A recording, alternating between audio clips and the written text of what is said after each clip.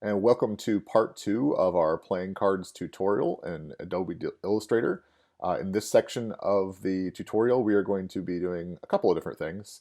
One, we are going to fill in our four empty Adobe or Ace cards, and we're going to learn all about using symbols in Adobe Illustrator. So to start things off here, we're going to zoom in with our zoom tool. With a click and drag technique to focus in on those first two cards in the top left-hand corner, which will eventually be our ace of clubs and our two of clubs. So I'm going to make the ace of clubs based off of the template that I've already got set based on this two of clubs. You'll notice if you click on the individual elements within this card, I already have them kind of grouped together for you. So there are three different groups on this card. The first one includes the two corner numbers, so the two number twos. So if I were to click and move them, you'd see that those two elements are moving together. The next one are the two corner symbols. So it's the two smaller club symbols that exist underneath the number two in each corner. And then last but not least here are the two center symbols within the card. I want to select all of these elements and copy them. So that's Command C. And then I'm going to move over to the would-be artboard here for our ace of clubs, and I'm going to click anywhere to activate that artboard to make sure this is my new target here. And I'm going to use one of either of these two commands we're going to talk about here, paste in front or paste in place. Both of these are going to use the coordinates from the copied position on the artboard to determine where this content is going to be pasted into the new artboard. So if I choose this option, paste in place, which would be Shift Command V if you like keyboard shortcuts, which I certainly do, or paste in front. In this case, is going to do a very similar thing.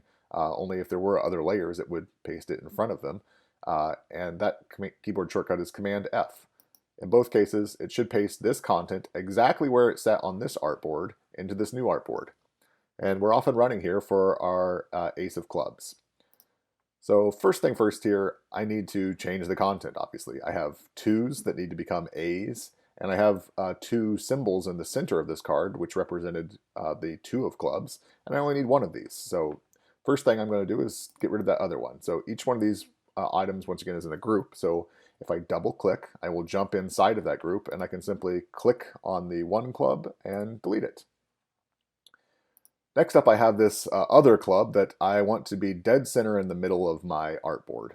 If you are not familiar with the Align panel, you should get familiar with the Align panel.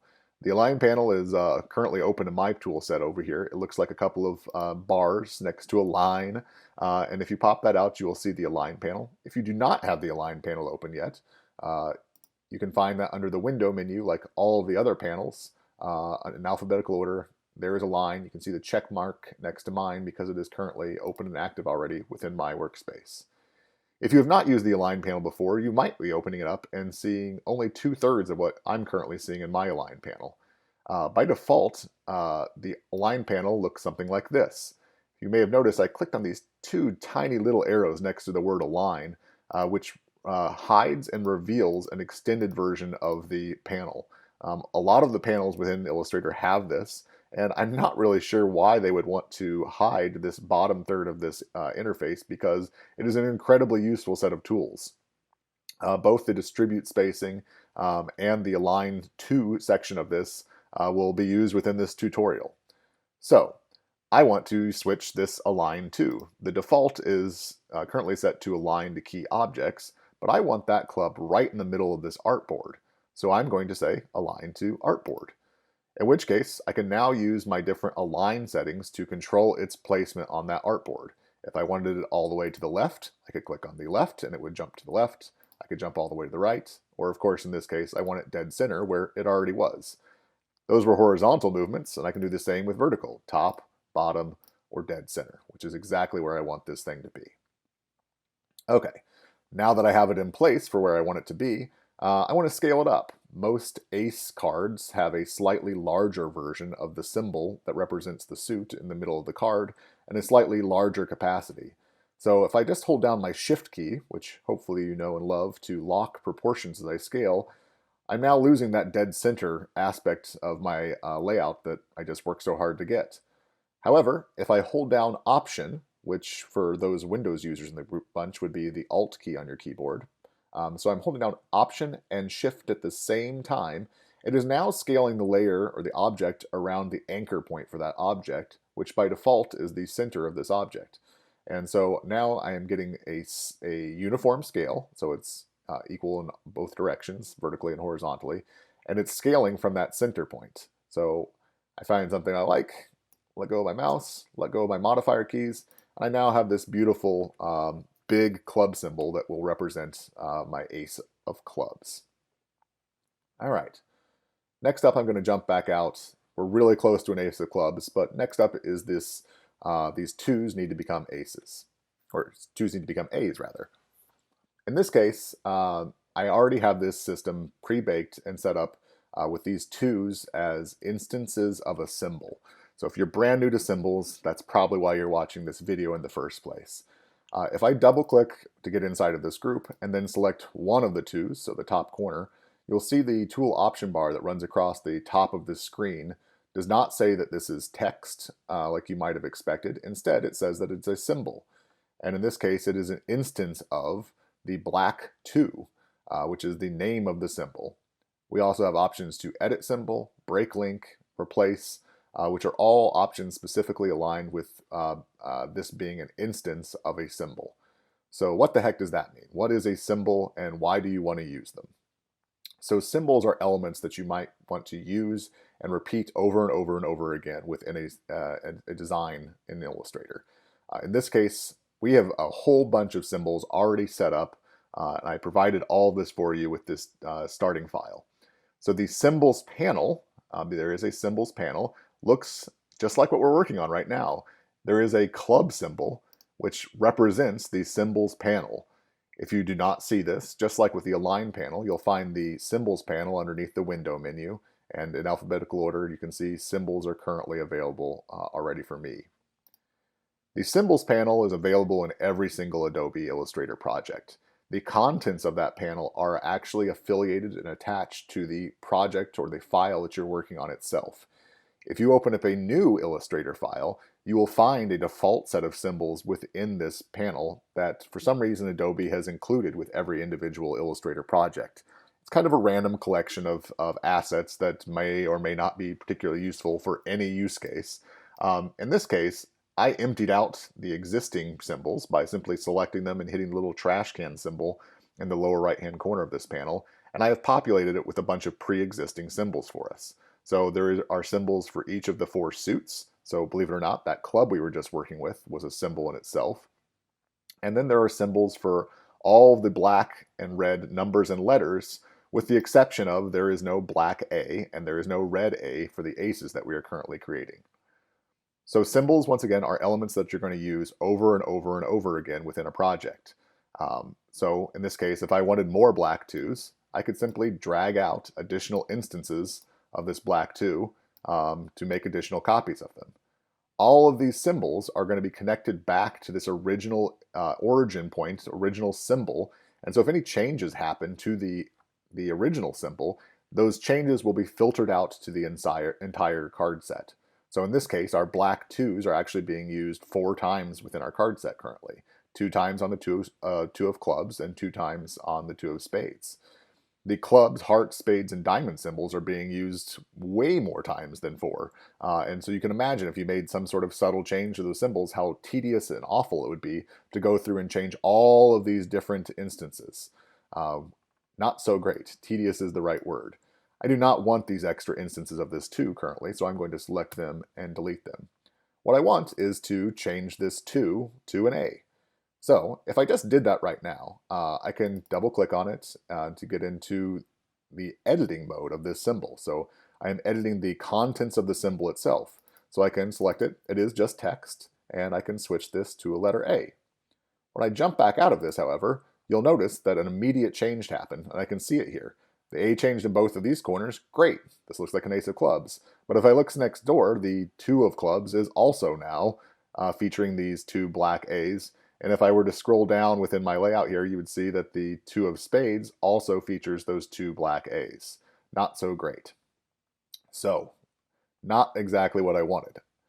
However, we did see the power of how quickly and easily symbols can work. I'm going to do a couple of undos. to get back to the spot where I have my original 2. And instead of editing the symbol, I'm going to select the symbol, and I'm going to go up to that tool option bar we looked at just a second ago, and there's this option to break link. When I click break link, this object is no longer affiliated with the symbol at all. So instead, I have what is actually says a group, which is has a text element inside of that group, which is no longer affiliated with the symbol at all. It is just an element within Illustrator like any other object. And so now, if I switch that 2 to an A and jump back out, you'll see that no other changes happen. I changed this A and it did not affect any other object because I had broken that link between the object and its affiliation with the original symbol. Now that I have my A though, I can select it and make a new symbol. So making a new symbol is super easy. Anything you can create inside of Illustrator can become a symbol. So this is a very simple object. I have it selected, and I can go over to my symbols panel, and down at the very bottom, next to the trash can, you can see a little plus symbol inside of a square. If you happen to be working on a slightly older version of Adobe Illustrator, the symbol might not look exactly like this. They recently replaced this. It used to look like kind of a little post-it note symbol, but in either case, it is the exact same functionality. I click New Symbol, and I get a new Symbol Options dialog. Working our way from top to bottom on this, first thing first, we get to name this thing. If I've already established a naming convention for our symbols, so I'm going to call this Black A. The next option is Export Type. This dialog actually specifically tells you what this information means. The movie clip and graphics, which are in these drop-downs, are tags for Flash import. There is no difference between these two symbols in Illustrator. And I like that second line. There is absolutely nothing to do with what we're doing with symbols in our project that have any affiliation with this export type. We're not exporting out of Illustrator for use elsewhere. We're going to be saving this out to print eventually to make our playing cards. So you can switch it to graphic if you'd like. For some reason that just kind of feels better than leaving it as a movie clip to me, but it really means absolutely nothing, so you can do whatever you want with that option. The next option is symbol type. Dynamic symbols are a relatively new type of symbols for Adobe Illustrator that allow the individual instances of the symbol to be given different stylings to look slightly different than the original element. This is a little bit beyond the scope of this tutorial, but if you really like the power of symbols, I highly recommend that you dig in a little bit more and read about dynamic symbols to find out what the power of those can be. In this case, it doesn't really matter which one of these options we choose. I'm going to choose static symbol. We're not using the power of dynamic symbols here, so it doesn't really matter. Next up is registration. This has to do with the center point or the origin point for an object within the symbol. I like leaving it as the dead center object. And the final option here is enable guides for 9-slice scaling. 9-slice scaling is used to help with things specifically like rounded rectangles. So for instance, we have 2 rounded rectangles or very rounded rectangles for the cancel and OK buttons at the bottom of this dialog. If you were to scale these buttons up, the roundedness would also be scaling proportionately. 9-slice scaling is used to kind of protect the radiuses of corners or the decorations within a corner so that they don't scale arbitrarily with the other scaling of an object. This is way beyond what we need for this particular project, but I hate to just skim over an option like enable 9-slice scaling and not reference what it means. However, symbols are great for doing things like buttons. So if you were designing like a web interface in Adobe Illustrator, you might have some rounded rectangle buttons, in which case you might want to enable 9-slice scaling for those buttons to make it easy to scale and manipulate those buttons without stretching corners for rounded rectangles. Okay. Let's click OK. That creates a brand new symbol in our symbol panel here called Black A.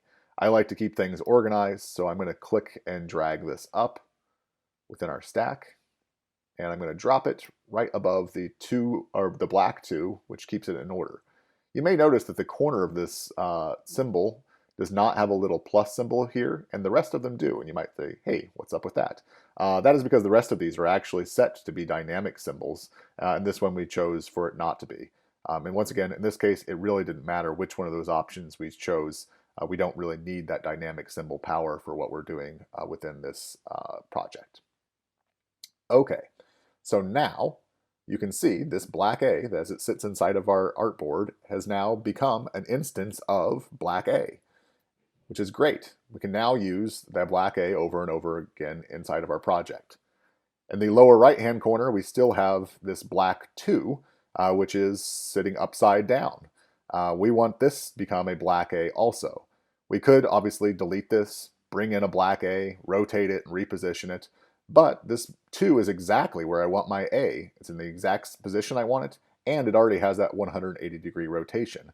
And this is another beautiful thing with symbols. We can simply replace one symbol with another symbol. And that is this replace dropdown that you'll find up in our tool options bar. If you click on the little dropdown, you will find the exact same list of symbols that we have over here in our symbols panel. So we can switch this black 2 to a black A with a single click. And just like that, our ace of clubs is complete. So very quickly, we can now use this as the source material to make my other three aces. So first of all, I'm going to jump back out all the way, start by making the ace of clubs into the ace of spades.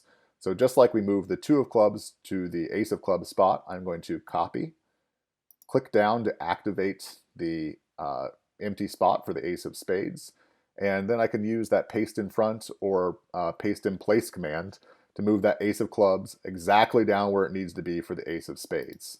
In this case, because the black A is already correct, all I need to do is switch out those middle symbols from clubs to spades.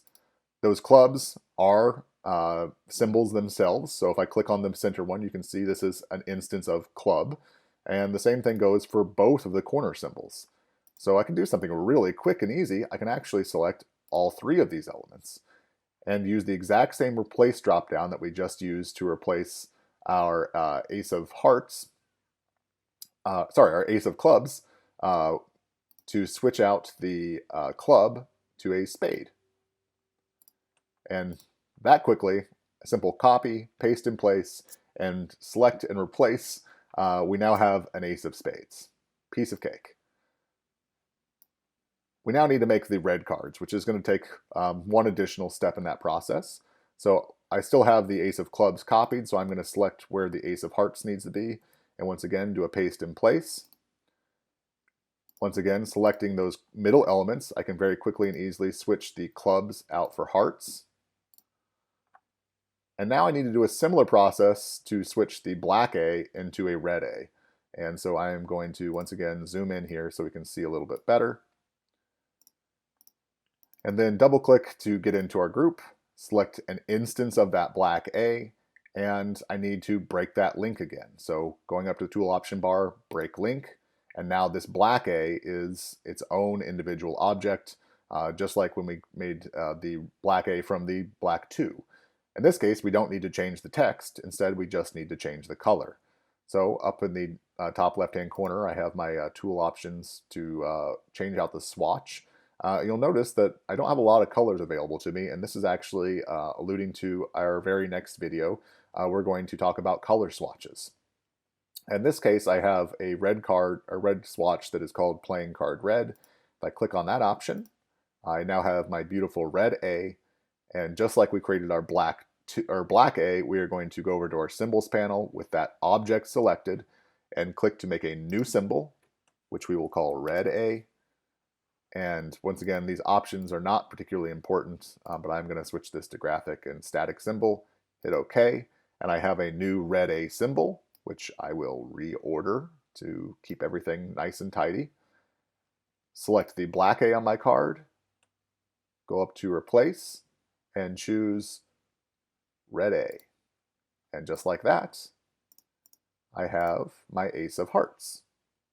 So zooming out, I can very quickly and easily make my ace of diamonds now by selecting my ace of hearts, Command C to copy, activate the empty artboard, paste in front or paste in place, and then select those middle symbols. Oops, make sure I don't get the corners. There we go. And replace with a diamond symbol. And just like that, I have my 4 aces, um, all with their correct symbols and correct colors. So hopefully that is showing you a lot of the power of symbols. But let's see, the real power here is the ability to edit them, not just copy and duplicate and replace, but to actually edit the symbols and see that populate across the entire document. So let's use the club as the example here. So my hope here is that you're going to be using this set to create your own very custom, very unique set of cards. So if I want to edit the club symbol, I can do it in a couple of different ways. One, I can go directly inside of the symbols panel and double click on that symbol, in which case it looks like it's done something terribly destructive. All the content of my design disappears, but I have this one instance of the symbol floating here in the middle of my, my artboard. If I jump back out, I can also edit the instance of the symbol by simply clicking on the individual object and editing it directly in place. And so if I drill all the way down into the symbol, you'll see that it actually jumped down to a smaller size, which was the original size of the original instance of the symbol, which lets me know that I am actually editing the heart of this symbol, the thing that all the other instances of the symbol are based off of. So if I do something like, for instance, let me zoom in a bit here, rotate this symbol 90 degrees, and then exit out here, you'll notice that all of the instances of the symbol rotated 90 degrees from the way that they were previously oriented. I don't want that change, so I'm going to undo, and instead I'm back inside the symbol. Maybe I want to do something like make this into an outline symbol instead. So if I switch the fill color for a stroke color and exit back out, you'll see all of those changes take hold. Once again, not exactly what I was looking for, so I'm going to hit another undo. What I really want to show you is if you want to use your own original content within these symbols, if you want to make some sort of more dramatic change, you can do something like delete this content and replace it with something else altogether. So maybe for my set, I don't want clubs at all, so I'm going to delete the clubs, and I'm going to grab my star tool. And I'm going to move to the dead center here, and just like we scaled an object, I can draw an object from the center and in proportions by holding down Option and Shift at the same time, which will prevent my star from rotating. And I'm going to create a star that's about the same size that my original club was. Once again, escape out, and now you'll find that every single club in the entire document has been switched out for a star, which is pretty great. So that brings me to the end of part 2 here of the tutorial. Hopefully you've learned a little bit about symbols. Up next, we're going to talk about color swatches.